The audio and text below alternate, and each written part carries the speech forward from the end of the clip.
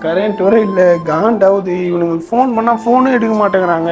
சரி ஃபோன் எடுத்தாலும் வந்து வரேன்னு சொல்லி வர மாட்டேங்கிறாங்க. என்ன பண்ணுறது? சரி இன்னொரு வாட்டி ஃபோன் பண்ணி பார்க்கலாம்.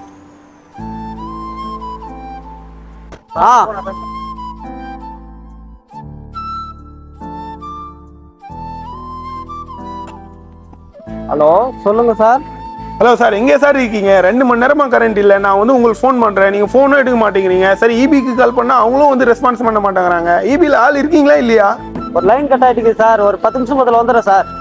Line cut முடிச்சுண்ணே. சரி சார், இறங்க. என்னடா தம்பி புலம்பிக்கிற? இன்னும் தானே தேன்னு இருக்கிறேன். கரண்ட் ஆஃப்னு ஃபோன் பண்ணால் ஏன் வரவே மாட்டேங்கிறீங்க?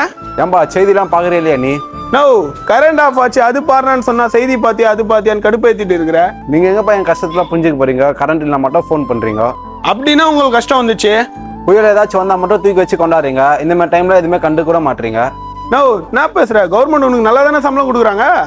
பணம் ஒரு பக்கம் இருக்கட்டும்பா. வெயில் மழை என்ன பெஞ்சாலும் உங்களுக்கோசம் வந்து நைட்டு பகலும் வந்து கஷ்டப்படுறோம். பனி நீர் எங்களுக்கு வேணாவா? நோ, கரண்ட் போனாலும் நான் ஏதாவது பண்ணி அட்ஜஸ்ட் பண்ணி பண்ணேன். ஆனால் நாங்கள் வந்து குளிர்ச்சியாக இருக்கணுன்றதுக்காக நீங்கள் வந்து நைட்டும் பகலும் பார்க்காம கஷ்டப்படுறீங்களா? உங்களை வந்து கொடுத்து தானே ஆகணும். இதுதான்ப்பா எங்களோட போராட்டமே. இவ்வளோ வருஷமா வேலை செஞ்சுருக்கிறோம். நிரந்தரம் பண்ணி சொல்லி தான்ப்பா நாங்கள் கேட்குறோமே. என்னத்துக்கு நான் இங்கே வந்தீங்க? என்னப்பா சொல்கிற நீ? கரண்ட் இல்லைன்னா நம்ம மக்கள் தான் கஷ்டப்படுவாங்கப்பா. கரண்ட் இல்லைன்னா அவங்கள சரி பண்ணி போகிறாங்க. நம்ம தான்ப்பா சரி பண்ணோம். நம்ம மக்களுக்கு நம்ம தான் பார்க்கணும். பாருப்பா, இதுதான்ப்பா எங்களோட மனுஷன். வேற எந்த வேலையுமே எங்களுக்கு செய்ய தெரியாதுப்பா. எவ்வளோ விஷயத்துக்கு சப்போர்ட் பண்ணுறீங்க, ஆனால் எங்களை மாதிரி ஆளுங்களுக்கு ஒரு குரல் கொடுக்க மாட்டீங்க. அதான் எங்களுக்கு வருத்தமாகுது.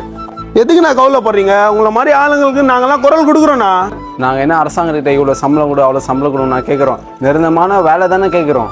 சரி விடுங்கண்ணா, உங்களுக்கோசம் நான் இல்லை, நாங்கள் எல்லாருமே உங்களுக்கோசம் சப்போர்ட் பண்ணுறோம். உங்களுக்கு வந்து பர்மனெண்ட் வேலை வந்து கிடைக்கும்.